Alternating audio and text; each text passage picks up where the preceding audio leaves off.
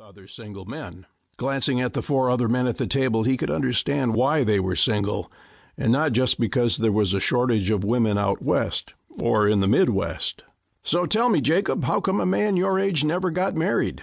Caleb figured the man had to be close to 60.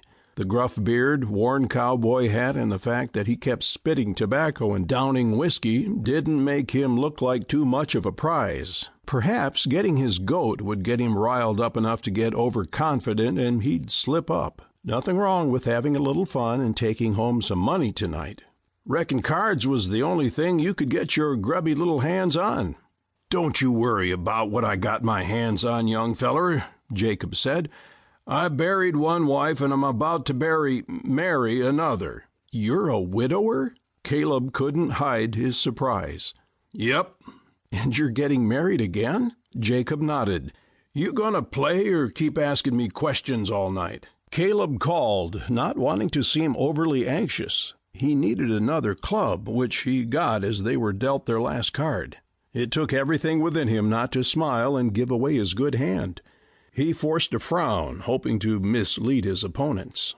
Jacob took the bait, adding his money to the center pot. He also tossed in a stack of letters and snickered. "I'll raise and I'll even toss in my bride-to-be." "All in," Caleb said, anxiously pushing the rest of his money to the center of the table. He smiled. "What do you mean you'll toss in your bride-to-be?" "Too rich for my blood." The man next to him folded, tossing down his cards. "It means I plan on winning. But if any of you varmints win the pot, you get my mail-order bride as well." Caleb's eyes widened. "Wait a minute, I didn't sign up for no wife." Jacob smiled and reached for the pot. "Then it looks like you're folding. Not that you'd have won anyway." Caleb's hands came down on top of Jacob's. "Hold it, old-timer. I ain't said nothing about folding." The old man looked him in the eye for several moments before nodding and drawing his hand away from the pot. There were only 3 hands that could beat Caleb's full house: a straight flush, 4 of a kind, or another full house with higher cards. The odds were in his favor. Tossing his money into the center of the table with the rest, Caleb said, "What do you have?" Grungy teeth surfaced when Jacob smiled. "I got a flush, ace high." A long, steady breath slowly escaped Caleb's lungs in a sigh of relief. He hadn't realized he'd been holding his breath.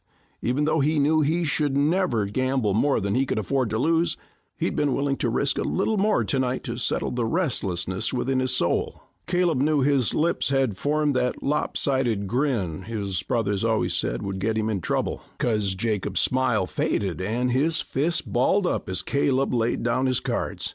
"Full house, queens over 10s, partner." Caleb scooped his winnings closer and began sorting the money. It was a favorable night. He did well. "Double or nothing," Jacob ground out between clenched teeth.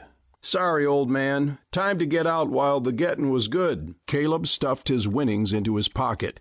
He glanced at Jacob and held up the letters the man had added to the pot. "Besides, you don't seem to have anything left to bet."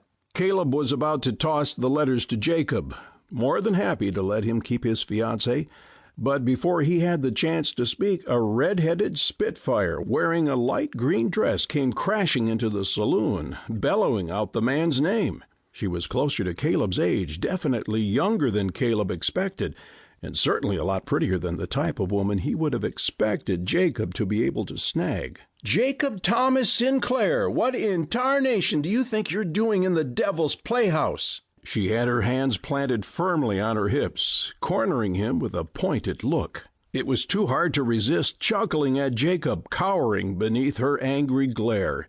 "Do you find something amusing?" She flashed her volatile eyes toward Caleb. "Like the fact that on the eve of my wedding, my so-called fiancé is gambling away all of his money, and I'll likely have to take in laundry if I hope to eat the rest of this month." Heat rose to his cheeks and his throat constricted, just like he'd eaten hot chili peppers. He tried to swallow so he could respond, but his mouth was drier than the desert. He wasn't giving her back the money he'd won, but if what she said was true, he'd make sure to give Matthew money to take food over to them. The preacher would make sure no one knew it was him. Ma always said giving should be done in secret, like the Bible said. Then you'd get your reward in heaven.